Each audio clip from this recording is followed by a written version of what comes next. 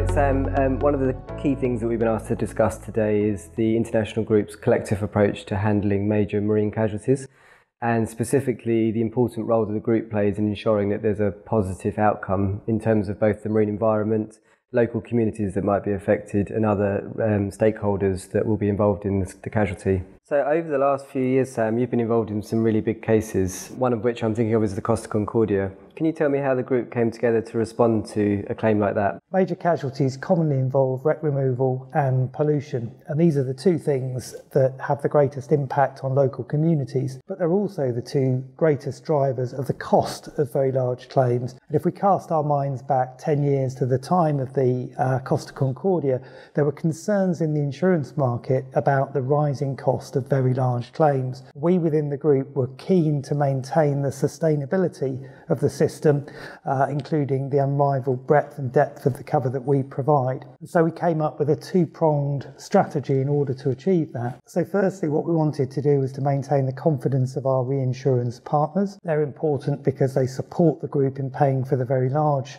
claims and making sure that the funds are there to compensate claimants and also respond properly to wreck removal and claims of environmental damage. And then the second point is reaching out to maritime states to convey to them that we're responsible and responsive underwriters who will do the right thing in the event of a casualty. So collectively, the group clubs formed a body, the Large Casualty Committee that I chair. It was comprised of people with a lot of experience in major casualty management, and it's that body that has and continues to shape our policy and strategy in this particular area. Can you give an example of a high-profile case where the group's response has, in your opinion, really made a difference? Case that I've been involved in over the last 10 years or so has been the Costa Concordia that we mentioned earlier. This was the cruise ship that ran aground off the West Italian coast in 2012. Once we had successfully removed the pollutants from the ship, mainly the fuel oil, and the wreck of the ship itself, the Salvage engaged in the project were tasked with removing all of the debris and sediment from the seabed.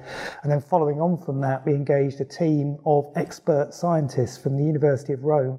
And their job over a period of 5 years up until spring 2024 is to replant the Posidonia seagrass meadows on the seabed and also coral that was affected by the casualty. The results so far have been very positive. The authorities are pleased with the work that they've done, and I'm confident that when that project comes to a conclusion in a couple of years' time, that we will have done the best that we can to restore that marine environment. We can't turn back the clock, but we can do the best that we can in order to make things right. How would you say the work of the Large Casualty Committee really benefits coastal states and communities? I think the most important thing is that we now have much better relationships with those states. We have points of contact within their organisations so that in the event of a major casualty we know who to talk to. And then in a broader sense, I think the work that we do across the group supports claimants being compensated promptly and properly, and that also the responses to major marine casualties are effective,